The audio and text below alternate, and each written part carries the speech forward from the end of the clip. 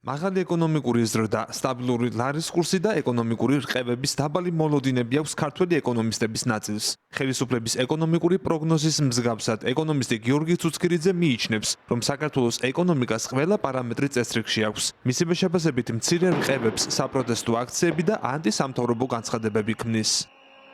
ეკონომიკური ზრდის იანვრის მაჩვენებელი არის ძალიან მაღალი, 11.1%. 2024 წელი ჩვენ დავამთავრეთ ძალიან მაღალ მაჩვენებელზე. ანუ 9.5%. ძალიან მაღალი მაჩვენებელი არათ ვერ უკავშირში. ფაქტურად ეკონომიკის ზრდა არის 1-2%-ის ფაქტებში ცალკეულ ქვეყნებში, არამედ ზოგადად რეგიონში და თავის მხრივ მსოფლიოში. ჩვენ ხედავთ, რომ ინფლაცია არათუ მაღალია, არამედ ჩვენ გვაქვს მიზნობრივზე დაბალი. Დაწესება მოგებას და შემოსავალს შეიძლება შემცირდეს კონკრეტულ სიტუაციაში, მაგალითად კომპანიებს იმ შემთხვევაში თუ უწევთ გარკვეული ვალდებულებების გასწორება. ერთადერთი რამაც პირდაპირ შეიძლება თქვა ზეგავლენა იქონია ეკონომიკაზე, აი ამ გამოწვევებმა, ამ განცხადებებმა თუ ამ პროტესტმა, ეს იყო სავალუტო კურსი.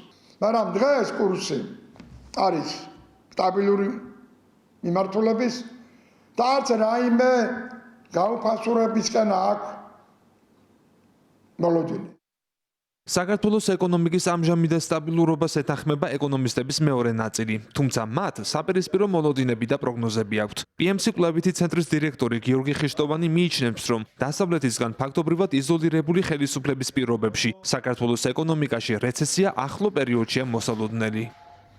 ძირითადი მაკროპარამეტრებით სტაბილური მდგომარეობა, მაღალი ზრდა, სტაბილური გაცვლითი კურსი, ინფლაციის მისაღები მაჩვენებელი, მაგრამ ამავდროულად ხედავთ იმას, რომ პატარა ბომბებია ყველა კრიტიკულ ნაწილში ეკონომიკის. ეს იქნება მშენებლობა, ეს იქნება საცალო ვაჭრობა, ზოგადად სერვისებზე ან პროდუქციას. სხვადასხვა გამოკითხვებით ბიზნეს კლიმატი ქვეყანაში არის მნიშვნელოვნად გაუარესებული. აშკარაა, რომ დასავლეთთან ვაჭრობა, პოლიტიკური თანამშრომლობა, ბიზნესი ჩიხში შედის.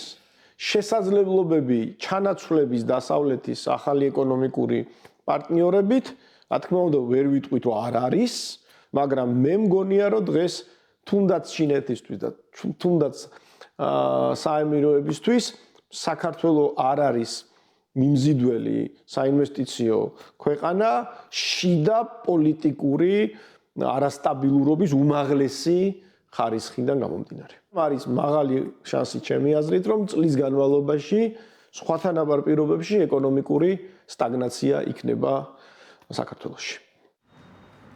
ტურიზმის, ინვესტიციების, საბანკო სერვისებისა და მოთხოვნა მიწოდების ნეგატიურ ცვლილებებზე საუბრობს ეკონომისტი დავით კიკვიძე. მისი თქმით, ეკონომიკური პრობლემები მყისიერად ვალუტის კურსის ცვლილებაზე აისახება, ხოლო ზოგად ეკონომიკურ სეგმენტში რეცესიული პროცესები ეტაპობრივად ჩნდება. ჩვენი შემოსავლების, ეკონომიკის შემოსავლების ძალიან დიდი ნაწილი, რომელიც ეხებოდა ინვესტიციებს, რომელიც ეხებოდა ტურიზმს, საკმაოდ რთულ მდგომარეობაშია. განსაკუთრებით ტურიზმი შემოსული მიგრანტების, ასე ვთქვათ, წყალობით ხდება კურსის შედარებით სტაბილურად შენარჩუნება, იმიტომ რომ დააკომპენსირა ტურიზმის ნაკადები. ინვესტიციები უკვე ძალიან დიდი ხანია, ისედაც საქართველოს ქვეყანაში ფაქტობრივად აღარა გვაქვს. მთავრობა კი გვიანონსებს 6 მილიარდი ინვესტიციას, მაგრამ როგორც ეკონომისტი ნამდვილად შემიძლია ვთქვა, რომ ფაქტობრივად არარეალურია. ძალიან ბევრი პროექტი ფინანსდებოდა საერთაშორისო პარტნიორების დაფინანსებით, მათ შორის ევროკავშირი, USAID და აზიის განვითარების ბანკი და სხვადასხვა საერთაშორისო ორგანიზაციები, რომლებსაც ხედავთ, რომ დღეს უკვე შეაჩერეს ეს ნაკადები. აქედან გამომდინარე, იზოლაციაში მოხვედრილ ქვეყანას თავისთავად ძალიან სერიოზული პრობლემები შეექმნება, განსაკუთრებით, როცა საერთაშორისო ვაჭრობას ეხება. შემიძლია თამამად გითხრათ, რომ კომერციულ ბანკებში, მაგალითად, იპოთეკურ სესხებზე საპროცენტო განაკვეთები გაზრდილია, მათ შორის საომხმარებლო სესხებზე. ეს რეალურად უკვე სიგნალია ეკონომიკისთვის, რომ ფულის მასა მცირდება ეკონომიკაში, ფულის მასის შემცირებას მიყვება ავტომატურად ერთობლივი მოთხოვნის შემცირება და თავისთავად ეკონომიკურ ზრდაზე ეს ყველაფერი აისახება. დაახლოებით ასეთი სურათი გვექნება, თუ ეს პროცესები არ დაალაგდა და მთავრობამ მნიშვნელოვანი ზომები არ მიიღო.